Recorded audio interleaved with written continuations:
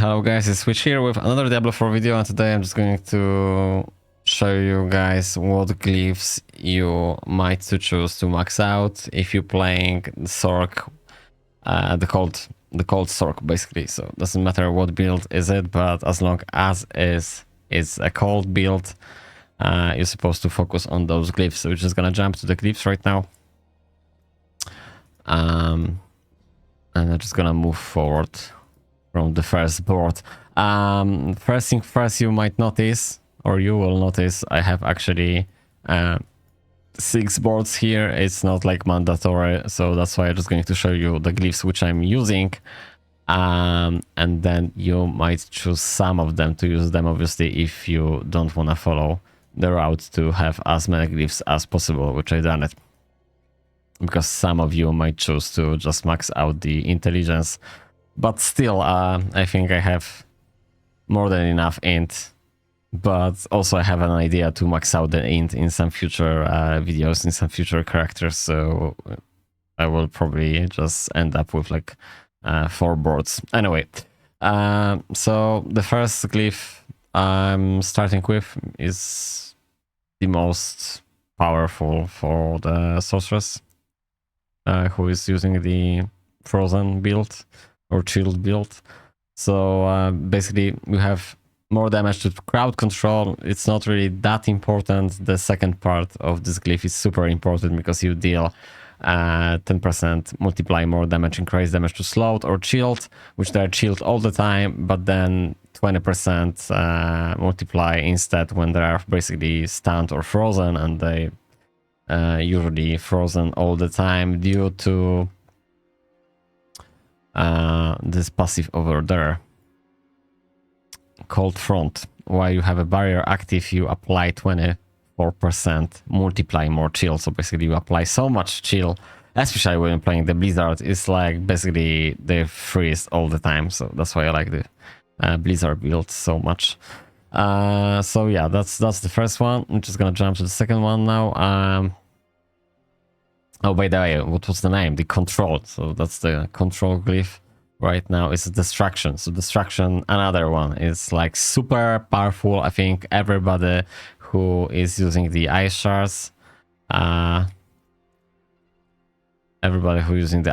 supposed to use this one, and everybody who using any actually core skill is supposed to use this one as well, because you have the critical strike from the core skill, and on top of that, your critical strikes, doesn't matter what kind of critical strikes, increase all damage the enemy takes from you by 2%, but it's for 10 seconds up to 12% multiplier. So that's huge. This is like massive boost to the damage output. So that's definitely what you're looking forward to put to your character. And it's not necessary, you don't need to be a frost Sorc, but still, yeah, it's just working wonders. So the third one is a charm. All right, it's the imbiber, and basically that's the one which every character is supposed to use, because basically it's giving 100% ish more damage, and pretty much, yeah. So when I'm going to take this one, you can notice right now my attack power is 6485, but as soon as I'm going to pop out this glyph again to the board, I will have twice more damage. So where's the imbiber? By the way, I max out lots of glyphs and I test lots of them, but some of them are kind of like overkill and you don't really want to use them. I will just tell about them in a minute. So yeah, right now we're talking about 13k, which is good. And another one, we are having the Tactician, and the reason behind I choose this one, because I'm not really maxing out the dex. As you can see, I just put the 25 dex in order to have the second mode from that glyph, but still I have 25% more damage to burning enemies and a little bit extra to the intelligence, which is great.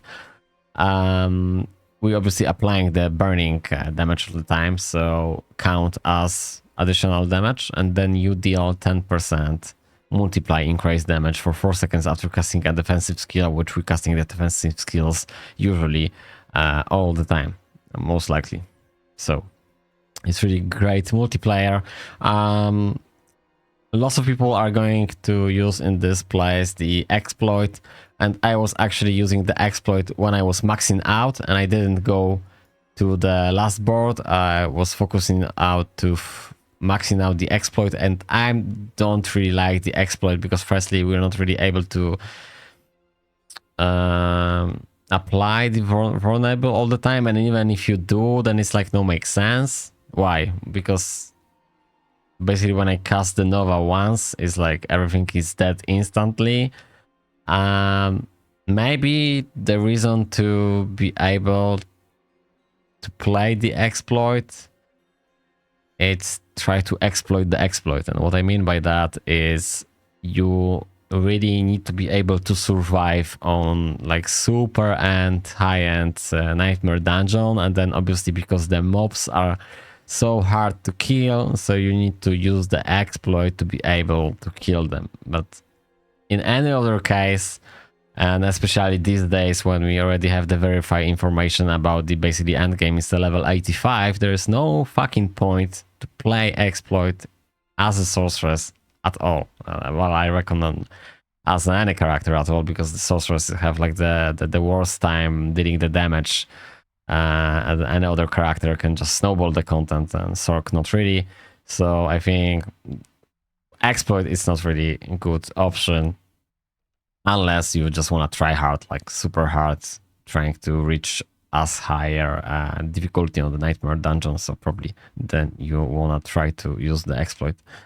Another one, we are having the frostbite. So the last one was the tactician. Right now we're having the frostbite, and the frostbite basically self-explanatory, right? 100% damage to chill enemies. So yeah, that's great.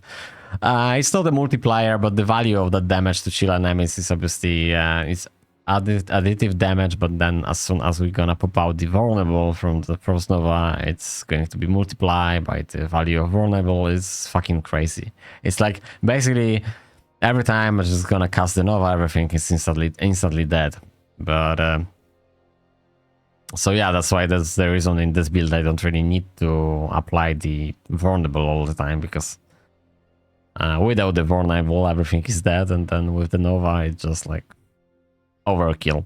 And then we have the second modification, which enemies deal 13% reduced damage to you for 5 seconds after they are no longer frozen. Basically, every damage reduced in this game is like, it's not really important at all, and especially the resistance.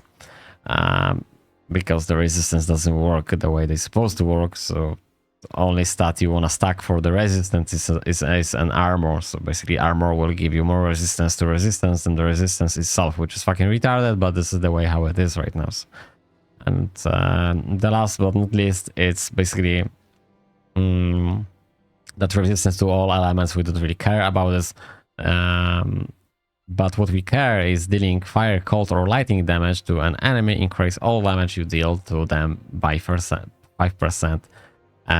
Multiplier for 10 seconds, stacking once per element. So basically, if you're using cold and fire, you will have 10% multiplier, but if you will remove something like ice armor, and you're just gonna, for example, do the lighting spear, which is, you know, traveling around for 6 seconds and dealing some, you know, crappy damage, but we don't really care about this damage, because for 6 seconds you will get that extra multiplier from the glyph, which means you will have 15% more multiplier damage on top of all your damage. So just with that simple trick you can apply the lighting damage, and then obviously when you're applying the lighting damage, you will also apply the damage from the offensive sheet damage list, which we're talking about the damage with lighting. So doesn't matter what kind of Sorc you are playing. Like for example, you're playing the pure fire, you still have lots of lighting damage. So it's good to have ability to apply that, because when you're going to apply the damage, lightning damage is going to be multiply when you're doing the vulnerable damage. So everything is going to add and then multiply. So you will have huge boost to damage output, in other words. So pretty much, yeah, this is just a video about the glyphs. If somebody like it, you can like it, and if you think was helpful in some way, that's good.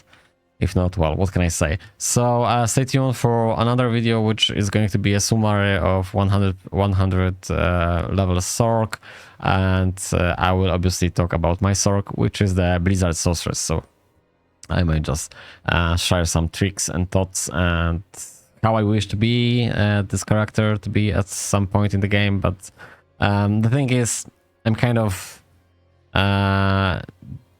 what I want to say, I won't have that much time to be able to upgrade that character to the point I wish to be, but maybe you will be playing more time than I am. So what I'm trying to say, this is the most powerful character currently. I think so, or I'm actually sure. But the thing is, to get the amulet, which is just crazy hard to get that ammo. That's why maybe this character doesn't seem so good, but this is the only character, which I'm going to say that in the summary, but I just want to say a few words. I'm just going to finish in a minute. It's the only character which you don't need to have any extra source of mana.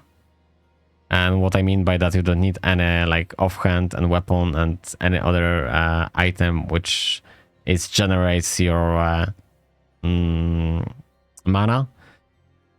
And then you don't really need any cooldown reduction. So you just can remove 2 stats and try to focus on damage output instead, which is crazy good. So that's why I reckon this is like one of the best characters, or maybe even the best character if we're talking about the damage output. So yeah, thank you very much guys for watching. See you guys in the next video, which is going to be a summary of my Blizzard Sorc, and I will explain some things, and I will move forward from that build to another build. So that's why I don't really want to waste any more time, because for the upgrade or upgrades, which I know they're going to be like super crazy, it just, you can play for, I don't know, another year or 2 years, and you might not be lucky with that. So hopefully, fingers crossed, and you will get that amulet. If you don't know guys what I'm talking about, obviously you wanna get 4 skills to the glass cannon, 4 skills to the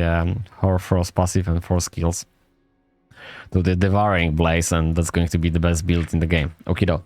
Take care and bye for now.